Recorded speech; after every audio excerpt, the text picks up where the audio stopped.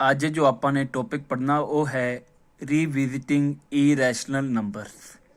ਇਰੈਸ਼ਨਲ number ਬਾਰੇ ਆਪਾਂ ਨੇ ਅੱਜ ਸਟੱਡੀ ਕਰਨੀ ਹੈ। ਦੇਖੋ ਅੱਜ ਆਪਾਂ ਸਭ ਤੋਂ ਪਹਿਲਾਂ ਇੱਕ ਥਿਓਰਮ ਦੀ ਸਟੇਟਮੈਂਟ ਪੜਾਂਗੇ, ਉਸ ਤੋਂ ਬਾਅਦ ਉਸ ਸਟੇਟਮੈਂਟ ਦੇ ਆਧਾਰ ਦੇ ਉੱਤੇ ਆਪਾਂ ਇੱਕ ਕੁਐਸਚਨ ਕਰਾਂਗੇ। ਉਹ ਸਟੇਟਮੈਂਟ ਕੀ ਹੈ? Let p be a prime number if p divide a square then p divide a where a is positive integers। ਕਹਿੰਦੇ ਆਪਣੇ ਕੋਲ ਇੱਕ p ਪ੍ਰਾਈਮ ਨੰਬਰ ਹੈ, ਅਗਰ p ਪ੍ਰਾਈਮ ਨੰਬਰ ਕਿਸੇ ਪੋਜ਼ਿਟਿਵ ਨੰਬਰ ਦੇ ਸਕੇਅਰ ਨੂੰ ਡਿਵਾਈਡ ਕਰ ਰਿਹਾ ਤਾਂ ਉਹ ਉਸ ਨੰਬਰ ਨੂੰ ਵੀ ਡਿਵਾਈਡ ਕਰੂਗਾ। ਦੇਖੋ ਮੈਂ ਤੁਹਾਨੂੰ ਇੱਕ ਐਗਜ਼ਾਮਪਲ ਦੇ ਕੇ ਕਲੀਅਰ ਕਰਾਨਾ। ਮੰਨ ਲਓ ਆਪਣੇ ਕੋਲੇ ਪ੍ਰਾਈਮ ਨੰਬਰ ਹੈ 5, ਆਪਣੇ ਕੋਲੇ a ਸਕੇਅਰ ਹੈ 100। ਅਗਰ ਪ੍ਰਾਈਮ ਨੰਬਰ 100 ਨੂੰ ਡਿਵਾਈਡ ਕਰ ਰਿਹਾ, 100 ਮਤਲਬ 10 ਦੇ ਸਕੇਅਰ ਨੂੰ ਡਿਵਾਈਡ ਕਰ ਰਿਹਾ, ਤਾਂ ਉਹ ਉਸ ਨੰਬਰ ਨੂੰ ਵੀ ਡਿਵਾਈਡ ਕਰੂ, ਤਾਂ 5 10 ਨੂੰ ਵੀ ਡਿਵਾਈਡ ਕਰੂਗਾ। ਠੀਕ ਹੈ, ਹੁਣ ਇਸ ਥਿਓਰਮ ਦੇ ਬੇਸ ਦੇ ਉੱਤੇ ਆਪਣੇ ਇੱਕ ਕੁਐਸਚਨ ਕਰਨਾ। ਉਹ ਕੁਐਸਚਨ ਹੈ ਟੂ ਪ੍ਰੂਵ √2 ਇਜ਼ ਇਰੈਸ਼ਨਲ ਨੰਬਰ। ਵੀ √2 ਕੀ ਆ? ਆਪਣਾ ਇਰੈਸ਼ਨਲ ਨੰਬਰ। ਦੇਖੋ ਇਹਨੂੰ ਇਰੈਸ਼ਨਲ ਨੰਬਰ ਕਰਨ ਵਾਸਤੇ ਆਪਾਂ ਬਿਲਕੁਲ ਇਹਦੇ ਆਪੋਜ਼ਿਟ ਲੈਵਾਂਗੇ। ਵੀ √2 ਕੀ ਹੈ? ਰੈਸ਼ਨਲ। ਆਪਾਂ ਬਿਲਕੁਲ ਇਹਦਾ ਆਪੋਜ਼ਿਟ ਕੰਮ ਕਰ ਰਹੇ ਹਾਂ। ਵੀ √2 ਕੀ ਆ? Rational number. ਹੁਣ ਅਗਰ √2 ਰੈਸ਼ਨਲ ਨੰਬਰ ਆ ਤਾਂ ਆਪਾਂ ਇਹਨੂੰ ਕਿਸ ਫਾਰਮ 'ਚ ਲਿਖ ਸਕਦੇ ਹਾਂ? p/q। ਕਿਉਂ? ਤੁਹਾਨੂੰ ਜਾਣਦੇ ਹੋ ਜੋ ਰੈਸ਼ਨਲ ਨੰਬਰ ਹੁੰਦੇ ਨੇ ਉਹ p/q ਦੀ ਫਾਰਮ 'ਚ ਲਿਖੇ ਜਾਂਦੇ ਨੇ। ਉਰੇ p ਐਂਡ q ਕੀ ਨੇ? ਇੰਟੀਜ਼ਰ ਆ, ਤੇ q ਨੋਟ ਇਕੁਅਲ ਟੂ ਕੀ ਆ? 0। let p and q have common factors so by cancelling them we get a/b। ਹੁਣ ਮੰਨ ਲਓ p ਤੇ q ਦੇ ਕਾਮਨ ਫੈਕਟਰ ਵੀ ਨੇ, ਤਾਂ ਕਾਮਨ ਫੈਕਟਰ ਕੈਂਸਲ ਵੀ ਹੋ ਸਕਦੇ ਨੇ, ਤਾਂ ਕੈਂਸਲ ਹੋ ਕੇ ਆਪਾਂ ਨੂੰ ਕੀ ਮਿਲੂ? a/b। ਅਗਰ ਇਹ ਪੁਆਇੰਟਸ ਉਹਨੇ ਕਲੀਅਰ ਚੰਗੀ ਤਰ੍ਹਾਂ ਸਮਝਣਾ ਤਾਂ ਆਪਾਂ ਇਹਦੇ ਵਾਸਤੇ ਇੱਕ ਐਗਜ਼ਾਮਪਲ ਲੈਂਦੇ ਹਾਂ। ਜਿਵੇਂ ਮੰਨ ਲਓ p ਤੁਹਾਡੇ ਕੋਲ ਹੈ 25, q ਹੈ 35, ਤਾਂ √2 ਇਕੁਅਲ ਟੂ 25/35। 25 ਨੂੰ ਕੀ ਲਿਖ ਸਕਦੇ? 5 × 5। 35 ਨੂੰ 5 × 7। ਦੋਨਾਂ ਵਿੱਚ ਇੱਕ ਕਾਮਨ ਫੈਕਟਰ ਆ ਰਿਹਾ, ਕੀ ਆ ਰਿਹਾ? 5। 5 ਨਾਲ 5 ਕੀ ਹੋ ਗਿਆ? ਕੈਂਸਲ। ਤਾਂ ਪਿੱਛੇ ਕੀ ਬਚ ਗਿਆ? 5/7, ਜਿਹਨੂੰ ਆਪਾਂ a/b ਲਿਖ ਲੈਂਦੇ ਹਾਂ। ਤਾਂ ਆਹੀ ਕੰਮ ਉਰੇ ਕੀਤਾ। ਦੇਖੋ p ਐਂਡ q ਦੇ ਵਿੱਚ ਕਾਮਨ ਫੈਕਟਰ ਆ ਰਿਹਾ ਸੀ, ਉਹਨੂੰ ਕੈਂਸਲ ਕਰਕੇ ਆਪਾਂ ਨੂੰ a ਤੇ b ਮਿਲ ਗਏ। a ਤੇ b ਉਰੇ ਯਾਦ ਰੱਖਣੇ ਨੇ, ਕੋ ਪ੍ਰਾਈਮ ਨੇ। ਕੋ ਪ੍ਰਾਈਮ ਕਿਹੜੇ ਨੰਬਰ ਹੁੰਦੇ ਨੇ?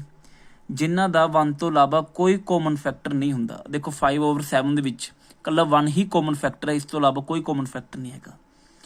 ਇਹ ਯਾਦ ਰੱਖਣਾ। ਆਪਾਂ ਨੇ ਇਹ ਪੁਆਇੰਟ ਨੂੰ ਐਂਡ ਤੇ ਯੂਜ਼ ਵੀ ਕਰਨਾ ਵੀ a ਤੇ b ਕੋ ਪ੍ਰਾਈਮ ਨੇ।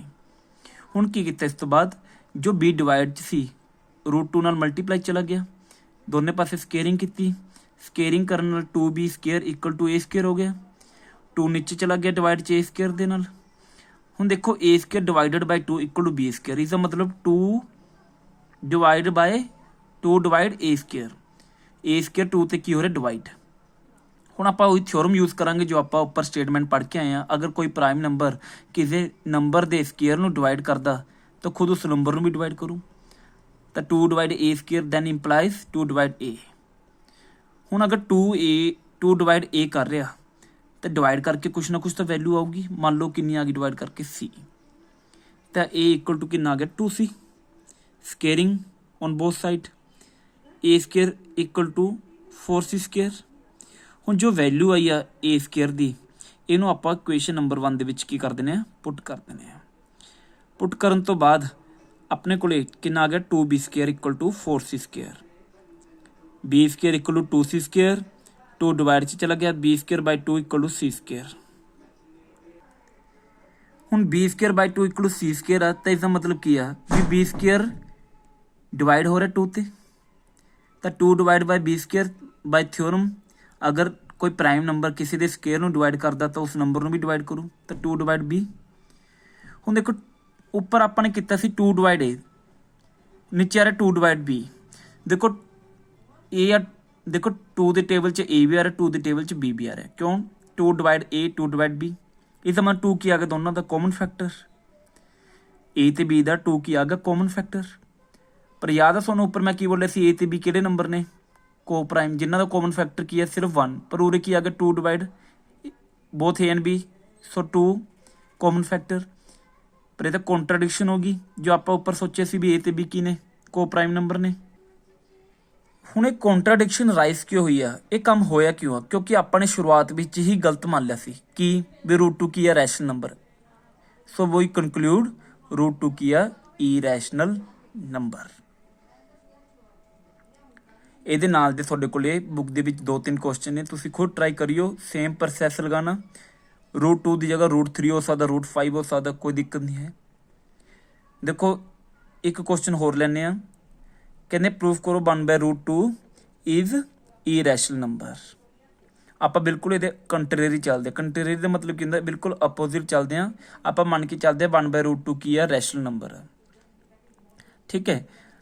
ਹੁਣ ਤੁਹਾਨੂੰ ਇਹ ਵੀ ਪਤਾ, ਅਗਰ ਰੈਸ਼ਨਲ ਨੰਬਰ ਆ ਤਾਂ ਆਪਣੇ ਕੋਲੇ 2 number A and B exist ਕਰਦੇ ਨੇ ਜਿਹੜੇ ਕੋਪ੍ਰਾਈਮ ਨੇ ਆਪਸ ਸੱਚ ਦੈਟ 1/√2 = A/B। ਆਪਾਂ ਨੇ ਜੋ ਪਿਛਲੇ ਕੁਐਸਚਨ ਦੇ ਵਿੱਚ ਵੀ ਕੀਤਾ ਸੀ ਆਪਾਂ ਨੇ।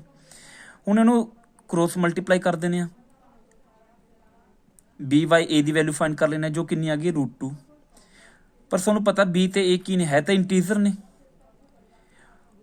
ਜੇ ਇੰਟੀਜ਼ਰ ਨੇ ਤਾਂ B ਬਾਈ A ਕੀ ਹੋਗਾ ਤੁਹਾਡਾ, ਰੈਸ਼ਨਲ ਨੰਬਰ। ਜੇ B by A rational number ਆ ਤਾਂ √2 ਵੀ ਰੈਸ਼ਨਲ ਨੰਬਰ ਹੋਣਾ ਚਾਹੀਦਾ। ਪਰ ਆਪਾਂ ਨੂੰ ਪਤਾ √2 ਰੈਸ਼ਨਲ ਨੰਬਰ ਹੁੰਦਾ ਨਹੀਂ, √2 ਕੀ ਆ, ਇਰੈਸ਼ਨਲ ਨੰਬਰ। ਠੀਕ ਹੈ। ਸੋ ਅਵਰ ਅਜ਼ੰਪਸ਼ਨ ਇਜ਼ ਰੋਂਗ। ਸੋ ਜੋ ਆਪਾਂ ਸ਼ੁਰੂਆਤ ਵਿੱਚ 1/√2 ਨੂੰ ਰੈਸ਼ਨਲ ਮੰਨਿਆ ਸੀ, ਉਹ ਕੀ ਆ, ਇਰੈਸ਼ਨਲ ਨੰਬਰ।